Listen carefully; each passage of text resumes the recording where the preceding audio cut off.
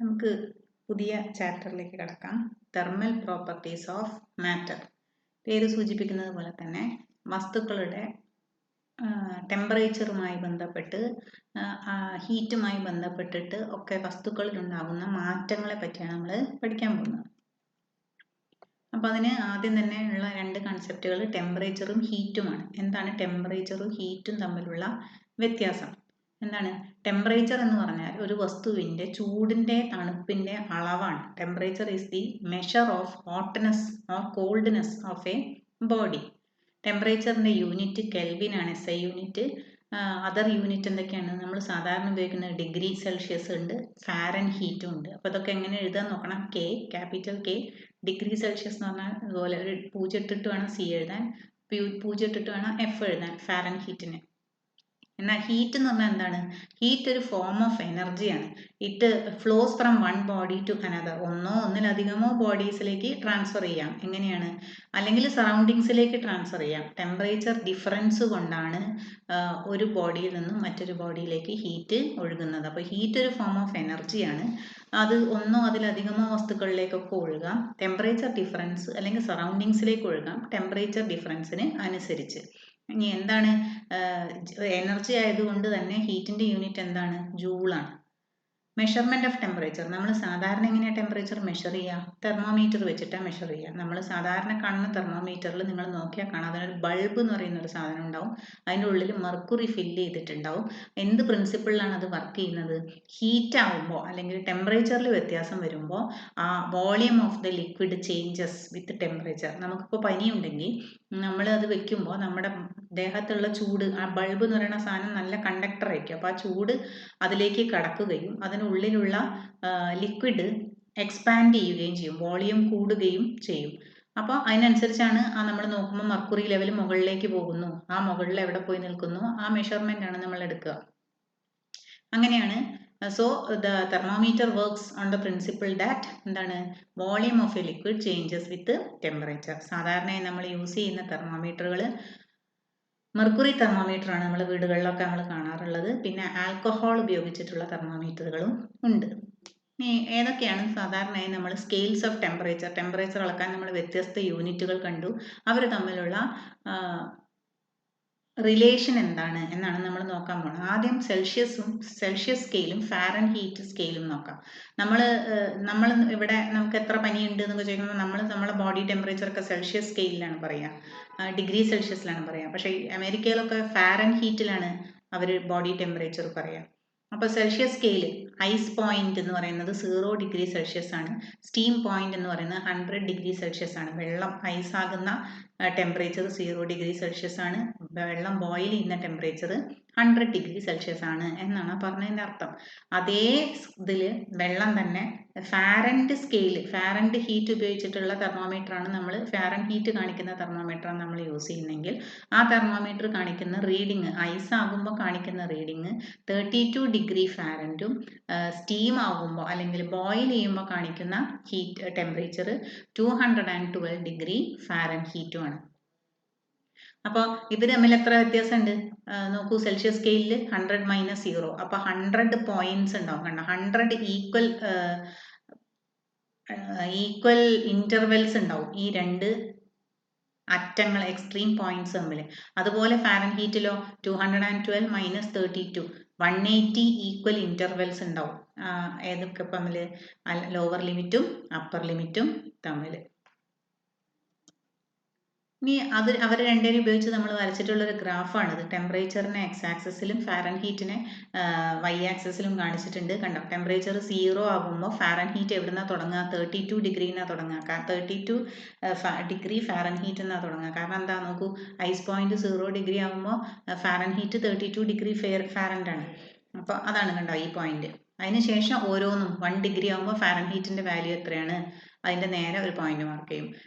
10 degree ആകുമ്പോൾ ഉള്ള ഫാരൻ ഹീറ്റിൻ്റെ value ഇതാ ഇവിടെ നോക്കി, ഇങ്ങനെ നേരെയുള്ള പോയിന്റ് രണ്ടും കൂടി മാർക്ക് ചെയ്തിട്ട് ഇങ്ങനെ. അപ്പോൾ and we will get a straight line, plot of Fahrenheit temperature versus Celsius temperature. ഇനി ഇവരെ തമ്മിൽ കണക്ട് ചെയ്യാൻ നമ്മൾ മാത്തമാറ്റിക്കലി നമ്മൾ പ്രോബ്ലം ചെയ്യുമ്പോൾ നമുക്ക് ഇവരെ അങ്ങോട്ടും ഇങ്ങോട്ടൊക്കെ മാറ്റേണ്ടി വരും. ഫാരൻഹീറ്റിനെ സെൽഷ്യസിലേക്കും സെൽഷ്യസിനെ ഫാരൻഹീറ്റിലേക്കൊക്കെ മാറ്റേണ്ടി വരും. അപ്പോൾ അതിനുള്ള റിലേഷൻ ആണിത്. എന്താണ് TC/100 ഡിഗ്രി സെൽഷ്യസിനെ ബൈ 100 എത്രയായിരുന്നു അവിടുത്തെ ഡിഫറൻസ് നമ്മൾ നേരത്തെ കണ്ടിരുന്നല്ലോ, 100 ആണ്. TF -32/180 അതെങ്ങനെയാണ് കിട്ടിയത്? ഇവിടെ 0 ഉള്ളപ്പോൾ TFൽ എത്രയാണുള്ളത്? 32 ആണുള്ളത്. അപ്പോൾ 32നെ ആദ്യം 0 ആക്കണമെങ്കിൽ എന്ത് ചെയ്യണം? TF -32 ഇടണം. ഡിവൈഡഡ് ബൈ 180 ഈക്വൽ ഇൻ്റർവെൽസും ഉണ്ട്. അപ്പോൾ ഡിവൈഡഡ് ബൈ 180. ഈ റിസൾട്ട്, ഈ ഇക്വേഷൻ പ്രത്യേകം ഓർത്തു വെക്കണം. പ്രോബ്ലം ചെയ്യാൻ വളരെ അത്യാവശ്യമാണ്. TF -32/180 is equal to TC/100. TF എന്ന് പറഞ്ഞാൽ ഫാരൻഹീറ്റിലുള്ള ടെമ്പറേച്ചറും TC എന്ന് പറഞ്ഞാൽ ഡിഗ്രി സെൽഷ്യസിലുള്ള ടെമ്പറേച്ചറുമാണ്. So TF -32/180 is equal to TC/100. ഇതൊക്കെ നിങ്ങൾ കെമിസ്ട്രി കേട്ടിട്ടുണ്ടാവും. ബോയിൽസ് ലോ, ചാൾസ് ലോ ഒക്കെ. എന്താണ് ബോയിൽസ് ലോ എന്ന് പറഞ്ഞാൽ? ഈ സെന്റൻസ് ഇമ്പോർട്ടൻ്റ് ആണ്. കോൺസ്റ്റന്റ് ടെമ്പറേച്ചർ മാറി അതൊന്നും നിൽക്കൂല കേട്ടോ. കോൺസ്റ്റന്റ് ടെമ്പറേച്ചർ കോൺസ്റ്റന്റ് ആയി നിൽക്കുമ്പോൾ pressure of a gas is inversely proportional to volume. P is proportional to 1/V or PV is a constant. അതാണ് ബോയിൽസ് ലോ. എന്താണ് ചാൾസ് ലോ?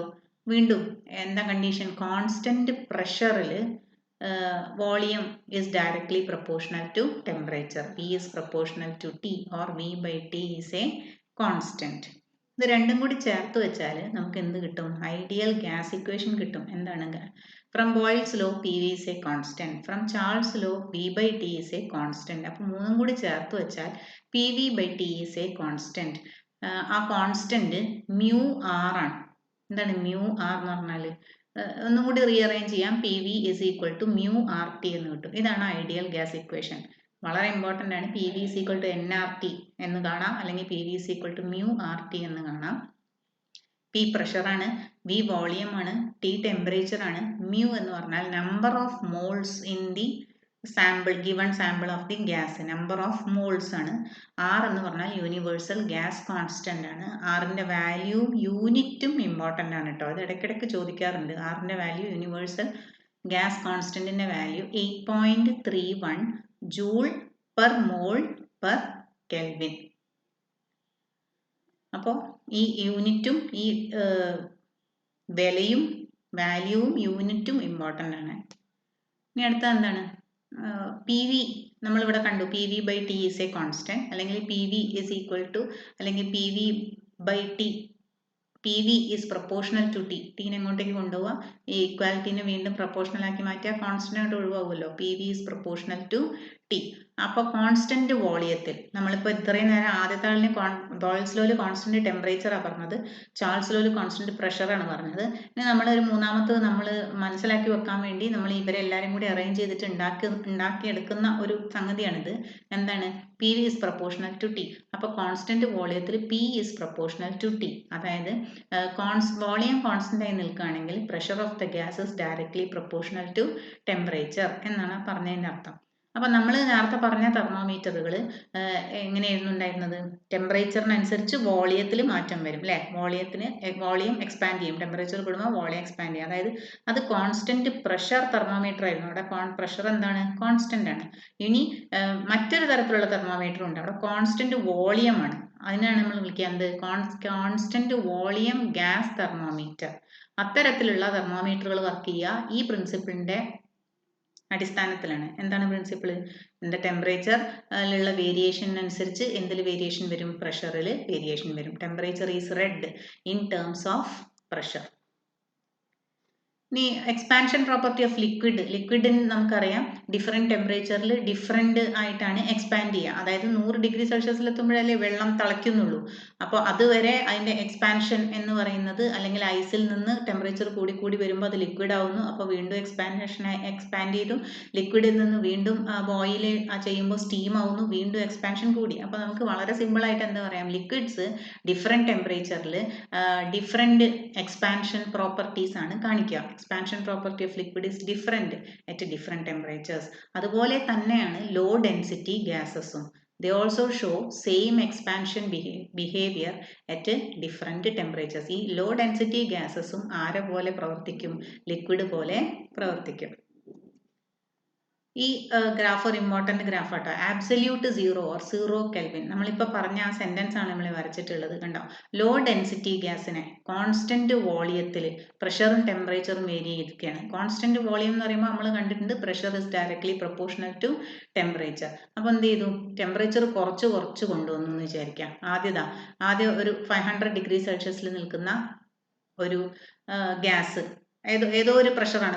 ഈ ഒരു പ്രഷറാണല്ലോ, നമുക്ക് അങ്ങനെ പ്ലോട്ട് ചെയ്താൽ ഈ പോയിന്റിലാണ് പ്രഷർ ഹൈ ആണ്, ടെമ്പറേച്ചർ ഹൈ ആണ്. ഇനി നമ്മൾ ടെമ്പറേച്ചർ കുറച്ച് കൊണ്ടുവരികയാണ്, അല്ലെങ്കിൽ പ്രഷർ കുറച്ച് കൊണ്ടുവരികയാണ്.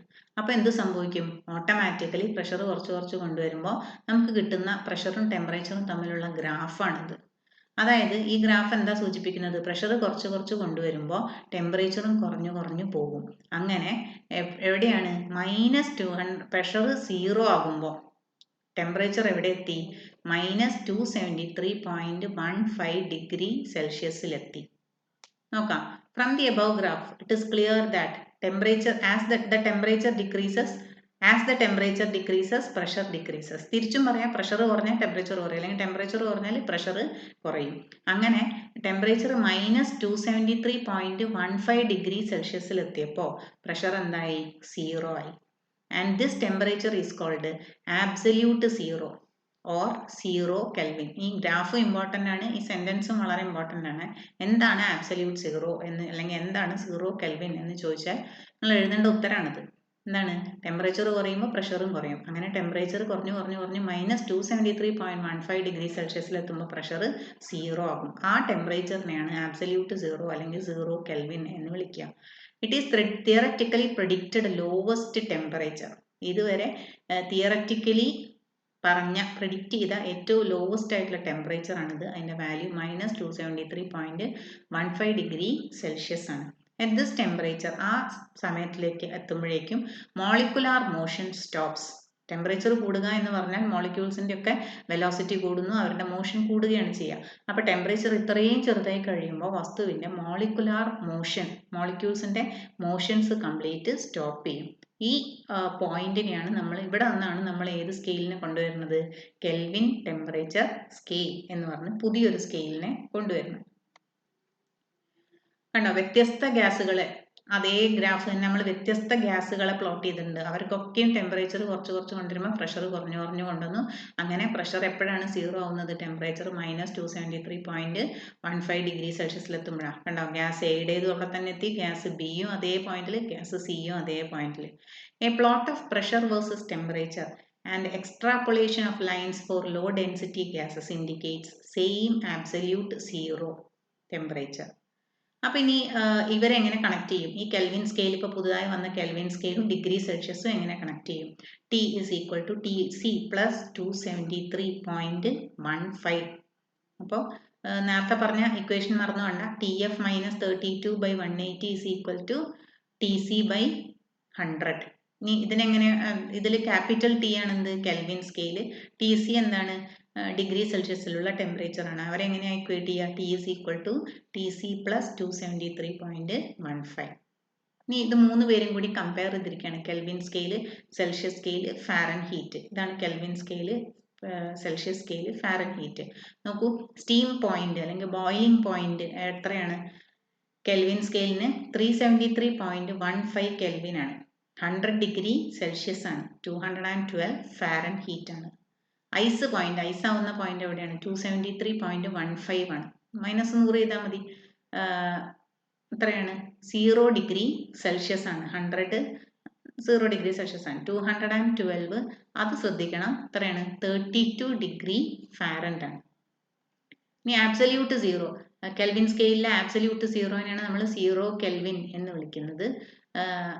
ഡിഗ്രി സെൽഷ്യസിലെ ആബ്സല്യൂട്ട് സീറോ എത്രയാണ്, നമുക്ക് ഗ്രാഫിൽ നിന്ന് കിട്ടിയിട്ട് -273.15 ഡിഗ്രി സെൽഷ്യസ് ആണ്. ഫാരൻഹീറ്റിലെ ഇതൊന്ന് ശ്രദ്ധിക്കണം, ആബ്സല്യൂട്ട് സീറോ എന്ന് പറയുന്നത് -459.69 ഡിഗ്രി ഫാരൻഹീറ്റ് ആണ്. ഒരു പ്രോബ്ലം ചെയ്ത് നോക്കാം. Triple points of neon and carbon dioxide are 24.57 Kelvin and 216.55 Kelvin respectively. Express these temperatures on Celsius and Fahrenheit scale. എന്താണ് ഈ ട്രിപ്പിൾ പോയിന്റ് എന്ന് പറഞ്ഞാൽ നിങ്ങൾ ചിലപ്പോൾ കെമിസ്ട്രിയിൽ കേട്ടിട്ടുണ്ടാവും. ലിക്വിഡും സോളിഡും ഗ്യാസും 3 സ്റ്റേറ്റും എക്സിസ്റ്റ് ചെയ്യുന്ന പോയിന്റിനെയാണ് നമ്മൾ ട്രിപ്പിൾ പോയിന്റ് എന്ന് പറയുന്നത്. അതായത് അവിടെ നിൽക്കട്ടെ. എന്തായാലും ഈ ഡാറ്റ തന്നിട്ടുള്ള എന്ത് സ്കെയിലാണ്? കെൽവിൻ സ്കെയിലാണ്. അതിനെ എന്തിലേക്ക് മാറ്റണം? സെൽഷ്യസ് സ്കെയിലിലേക്ക് മാറ്റണം, ഫാരൻഹീറ്റ് സ്കെയിലിലേക്ക് മാറ്റണം. ആദ്യം നിയോണിനുള്ള ഡാറ്റ എഴുതുക. എന്താണ് നിയോണിന്റെ ഡാറ്റ? ഇവിടെ തന്നിട്ടുള്ളത് കെൽവിൻ ആണല്ലോ, അപ്പോൾ ടി ക്യാപിറ്റൽ ടി ആണ് തന്നിട്ടുള്ളത്. അപ്പോൾ ടി സി ഡിഗ്രി സെൽഷ്യസിലാക്കണമെങ്കിൽ TC plus 273 is equal to capital T ആണ്. So TC is equal to T minus 273. അപ്പോൾ 24.57 minus 273 അപ്പോൾ minus 248.43 ഡിഗ്രി സെൽഷ്യസ് എന്നാണ് കിട്ടുക. ഇനി അത് തന്നെ കാർബൺ ഡൈ ഓക്സൈഡും ചെയ്ത് നോക്കാം. ആദ്യം ആ പാർട്ട് തന്നെ അതേപോലെ തന്നെ എന്താണ്, പക്ഷേ ഇവിടെ 216.55 കെൽവിൻ ആണ്. അപ്പോൾ അത് minus 273 ചെയ്യുക, ആ ഉത്തരം കിട്ടും. അടുത്തത് ഫാരൻഹീറ്റ് ആണ്. അപ്പോൾ ഫാരൻഹീറ്റും ഡിഗ്രി സെൽഷ്യസും തമ്മിൽ കണക്ട് ചെയ്യുന്ന ഇക്വേഷൻ നമുക്കറിയാം. അപ്പോൾ അത് എഴുതുക. TF minus 32/180 is equal to TC/100. അപ്പോൾ TF is equal to 180 ഇങ്ങോട്ട് പോകുമല്ലോ, 180 into TC എത്ര കിട്ടിയത്? minus 248.43 ഇതാ by 100 പ്ലസ് ഈ minus 32 ഇങ്ങോട്ട് വരുമ്പോൾ എന്തുണ്ടാവും? പ്ലസ് 32 ചെയ്യുമ്പോൾ minus 415.17 ഡിഗ്രി ഫാരൻഹീറ്റ് എന്നാണ് കിട്ടുക. ഇനി ഇതിലും രണ്ടാമത്തേലും നോക്കാം. TF minus 32/180 is equal to TC/100. അപ്പോൾ ഈ 180 ഇങ്ങോട്ട് പോയി, 180 minus 56.45 by 100. ഈ minus 32 ടോട്ടലായിട്ട് ഇപ്പുറത്തേക്ക് വരുമ്പോൾ പ്ലസ് 32 എഴുതുമ്പോൾ ഒക്കെ ശ്രദ്ധിക്കണം കേട്ടോ. അപ്പോൾ കിട്ടുന്ന ഉത്തരം minus 69.61 ഡിഗ്രി ഫാരൻഹീറ്റ് എന്നാണ്. അപ്പോൾ ഇത്രയാണ് ക്ലാസ്സിൽ പറയാം. Thank you.